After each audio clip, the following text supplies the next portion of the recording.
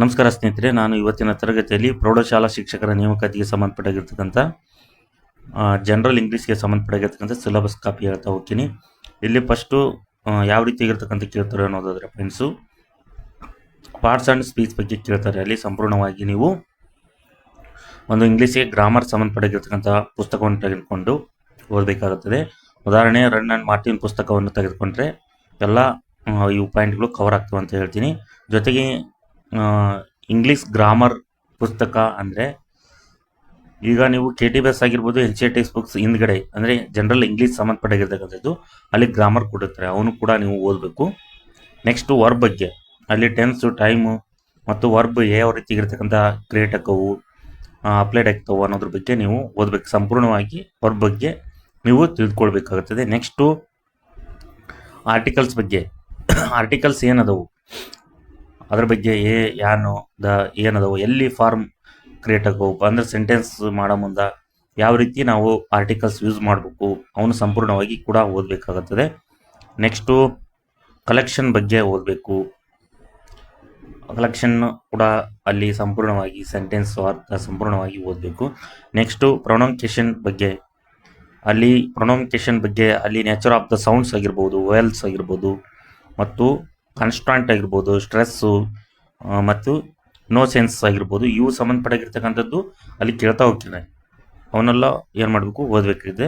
Types of the syntax ಬಗ್ಗೆ, next ಚೂಸೆಸಿವ್ ಡೈವೆಸ್ ಅಂತೆ, ಅದರ ಬಗ್ಗೆ ಡೈರೆಕ್ಟು ಚೂಸೆಸಿವ್ ಬಗ್ಗೆ ಓದಬೇಕು. Next figure of speech, sentence and transformations, ಅಲ್ಲಿ ಡಿಗ್ರಿ ಆಫ್ ದ ಕಂಪ್ರೈಸೇಷನ್ ಬಗ್ಗೆ ಕೇಳ್ತಾರೆ. ಆ್ಯಕ್ಟಿವ್ ಆ್ಯಂಡ್ ಪ್ಯಾಸಿವ್ ವಾಯ್ಸ್ ಬಗ್ಗೆ ಕೇಳ್ತಾರೆ. Types of the sentence, 7 types ಆಗಿರ್ತಕ್ಕಂಥ ಸೆಂಟೆನ್ಸ್ ಏನದು ಅದ್ರ ಬಗ್ಗೆ ಓದಬೇಕು. ಮತ್ತು ರಿಪೋರ್ಟೆಡ್ ಸ್ಪೀಚ್ ಆಗಿರ್ಬೋದು, ಸಿಂಪಲ್ ಆಗಿರ್ತಕ್ಕಂಥ ಕಾಂಪ್ಲೆಕ್ಸ್ ಆ್ಯಂಡ್ ಕಾಂಪೌಂಡ್ ಸೆಂಟೆನ್ಸ್ ಬಗ್ಗೆ ಓದಬೇಕು. Next rules of the paragraph of writing, ಏನು ಪ್ಯಾರಾಗ್ರಾಫ್ ರೈಟಿಂಗ್ಸ್ ಏನಿದೆಯೋ ಅದನ್ನು ಕೇಳ್ತಾರೆ. ಅಲ್ಲಿ ಹೆಂಗಂದರೆ HSTರಲ್ಲಿ ಒಂದು ಪ್ಯಾರಾಗ್ರಾಫು ಸಂಬಂಧಪಟ್ಟಿರ್ತಕ್ಕಂಥ ಕೊಟ್ಟು ಅಲ್ಲಿ ಮಲ್ಟಿಪಲ್ ಚಾಯ್ಸ್ ಕೇಳ್ಬೋದು. ಈ ರೀತಿ ನೀವು ಅಲ್ಲಿ ಅದ್ರ ಕಾನ್ಸೆಪ್ಟ್ ಏನಿದೆ ಅನ್ನೋದ್ರ ಬಗ್ಗೆ ನೀವು ತಿಳ್ಕೋಬೇಕು. Next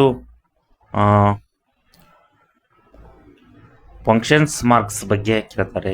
error and location and correction, ಅಲ್ಲಿ ಒಂದು ಸೆಂಟೆನ್ಸ್ ಕೊಟ್ಟು ಎರರ್ ಕೊಟ್ಟಿರ್ತಾರೆ, ಅದನ್ನು ಸರಿಯಾಗಿ ಹೊಂದಿಸಿ ಅಂತ ನೀವು ಕೊಡ್ತಾರೆ ಕ್ವಶನ್ನು. ಅಲ್ಲಿ ನೀವು ಕರೆಕ್ಷನ್ ಮಾಡಿಕೊಂಡು ಸರಿಯಾದ ಸೆಂಟೆನ್ಸನ್ನು ಹುಡುಕಬೇಕಾಗುತ್ತದೆ. ಎರರ್ ಕೊಟ್ಟಿರ್ತಾರೆ, ಪದಗಳ ಎರರ್ಸ್ ಆಗಿರ್ಬೋದು, ಯಾವುದೇ ಸೆಂಟೆನ್ಸ್ ತಪ್ಪು ಕೊಟ್ಟಿರ್ತಾರೆ, ಒಂದು ಪದ ಕೊಟ್ಟಿರ್ತಾರೆ ತಪ್ಪು ಪದ, ಅಲ್ಲಿ ಒಂದು ಅಕ್ಷರವನ್ನು ತಗೊಟ್ಟು ಇದು ಸರಿಯಾಗಿ ಮಾಡಿ ಕರೆಕ್ಷನ್ ಮಾಡಿ ಅಥವಾ ಎರರ್ದು ಸರಿ ಮಾಡಿ ಅಂತ ಕೊಡ್ತಾರೆ.